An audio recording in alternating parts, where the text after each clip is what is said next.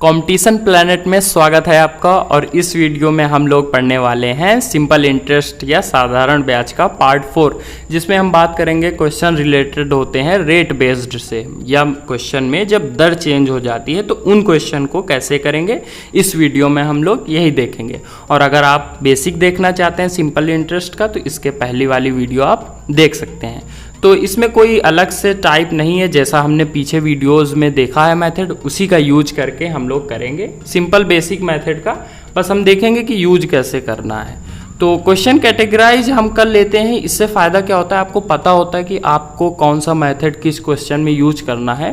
Question tackle करने में आपको आसानी रहती है, इसीलिए मैं आपको पार्ट वाइज क्वेश्चन कराता हूँ। तो इसको हम पहले क्वेश्चन से ही स्टार्ट करते हैं। जैसा कि पहला क्वेश्चन आप पढ़िए, क्या दिया हुआ है कि 400 रुपये की राशि 4 वर्ष पश्चात 480 रुपये हो जाती है। यदि ब्याज की दर 2.5% अधिक होती तो उसे कितना ब्याज प्राप्त होता। अब देखिए ये CGL प्री का आया हुआ क्वेश्चन है। तो इस क्वेश्चन में देखो जो दिया क्या गया है कि 4 वर्ष पश्चात 480 रुपये हो जाती है, मतलब यहाँ पे ब्याज नहीं, यहाँ पे मिश्र धन दिया जा रहा है। तो 2.5% अगर अधिक होती तो उसे ब्याज कितना प्राप्त होता। तो सबसे पहले हम देखते हैं कि पहले उसे कितना ब्याज मिला है। मतलब उसने 400 रुपये इन्वेस्ट किए या फिर किसी को उधार दिए, जिससे क्या हुआ है कि राशि 4 वर्ष बाद मतलब 4 ईयर के आफ्टर 480 रुपये हो जाती है। तो हम ये बात करें कि 80 रुपये तो उसको ब्याज मिल चुका है। अब आगे बोला कि ब्याज 2.5% और अधिक होती, तो हम ये देखेंगे कि 2.5% अगर अधिक होती तो उसे और ब्याज कितना मिलता। मतलब 2.5% 4 वर्ष में कितना मिलेगा, तो यही हम 4 से इंटू करा लेंगे। तो ये कितना हो जाएगा, 25 को 100, 1 अंक बाद दशमलव, तो 10% उसको ब्याज और मिलता। और 400 का 10% मतलब कितना हो जाएगा, 40। तो 80 तो मिलता ही मिलता, 40 रुपये ब्याज और मिलता, 120 रुपये क्या हो जाता उसका नया ब्याज। अगर इसमें मिश्र धन पूछा होता तो फिर हम कितना बोल देते, 400 में आप 120 अगर ऐड करेंगे तो 520 हो जाएगा। अगर ब्याज इसमें लेकिन पूछा है कि नया ब्याज मतलब ब्याज कितना प्राप्त होता, तो ब्याज कितना हो जाएगा 120, मतलब ऑप्शन बी क्या हो जाएगा इसका राइट। देखते हैं दूसरा क्वेश्चन क्या दिया हुआ है। यदि साधारण ब्याज की दर 10% से 12.5% हो जाती है तो एक व्यक्ति को 2 वर्षों में 25 रुपये अधिक प्राप्त होते हैं, तो उसका मूलधन रहा होगा। मतलब एक व्यक्ति ने कुछ रुपए इन्वेस्ट किए होंगे और उसे क्या है, जब दर चेंज हो रही, दर पहले 10% रहती है, फिर कितनी हो जाती है 12.5%। तो 12.5% जब हो जाती है दर, तो फिर उसे जो ब्याज मिल रहा है कितने, 2 वर्षों में 2500 रुपये अधिक मिलता है। अब देखिए हमें बस यही देखना है कि मूलधन कितना रहा होगा। तो हम ये देखेंगे कि ब्याज देखो 1 वर्ष में उसे कितना बढ़ा है, 2.5% ज़्यादा मिलेगा, तो 2 वर्ष में कितना मिलेगा 5% ज़्यादा। तो वही 5% जब ज़्यादा उसको मिला है तो उसे जो ब्याज बढ़ा है वो कितना है 2500, मतलब 5% की वैल्यू कितनी है 2500 रुपये। अब देखो मूलधन होता कितना है, मूलधन हम हमेशा 100% लेते हैं, तो 5% 2500 है, तो 100% यहाँ से कितना हो जाएगा, इसका 20 गुना, तो इसका 20 गुना कितना हो जाएगा 0, और इसका 2 गुना कितना हो जाएगा 5000। तो 5000 का मतलब कितना, ये 50,000 रुपये उसको मूलधन रहा होगा। मतलब ऑप्शन ए क्या हो जाएगा सही। ये भी CGL टीयर फर्स्ट का आया हुआ क्वेश्चन है। देखते हैं तीसरा क्वेश्चन, और ये देखो CHSL 2012 का आया क्वेश्चन है, और ये काफ़ी अच्छा क्वेश्चन है, इंटरेस्टिंग क्वेश्चन है। आप इसको करेंगे तो आपको मज़ा आएगा।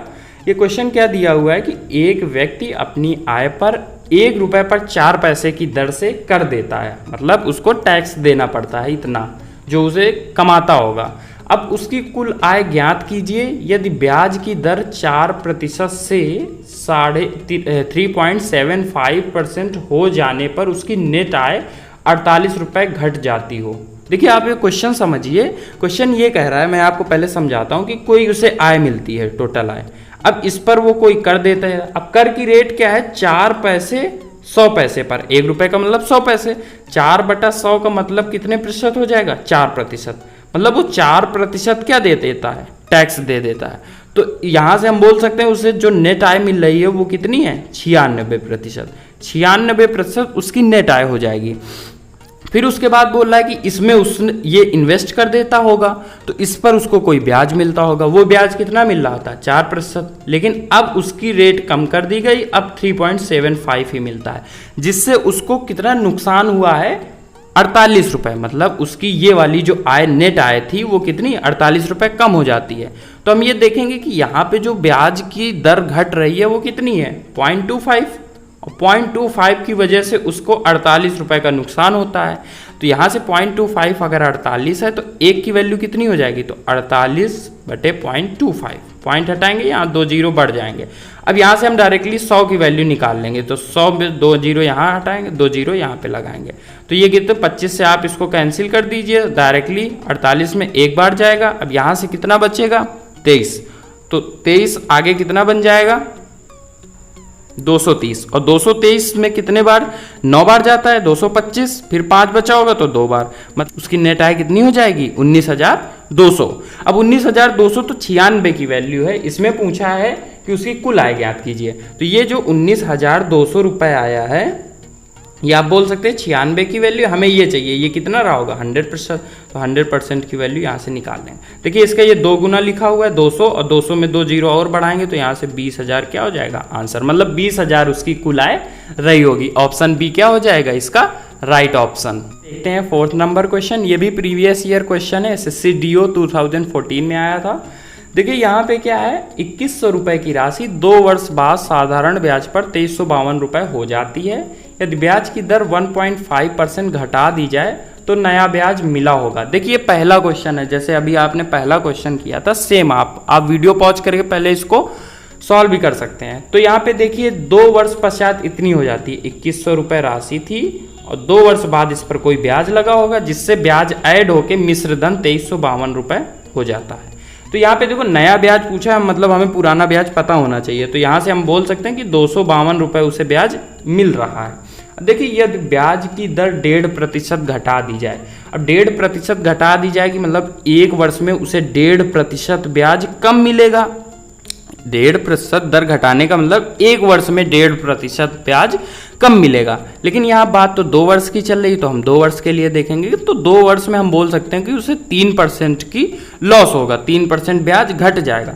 और 2100 का 3% अगर हम निकालें तो हमें कितना मिलेगा, यहाँ से 2100 का 3%, जीरो 2 कैंसिल हो जाएंगे, 21 3 63, मतलब पहले वाले ब्याज से 63 रुपए हमें कम मिलेगा। तो 252 में अगर हम 63 हटाएं तो 52 पूरा हटा देंगे और उसके बाद 11 और हटा देंगे, तो यहाँ से 189 रुपीज़ क्या हो जाएगा उसका नया ब्याज, मतलब 189 रुपए उसे ब्याज अब मिलेगा, क्योंकि ब्याज 1.5% क्या है घटा दी गई है। तो ऑप्शन सी क्या हो जाएगा इसका राइट ऑप्शन। वीडियो देखने के लिए धन्यवाद दोस्तों, और अगर कॉन्सेप्ट और क्वेश्चंस अच्छे लगे हों तो वीडियो को लाइक करें और चैनल को सब्सक्राइब करें ऐसी ही और वीडियो देखने के लिए।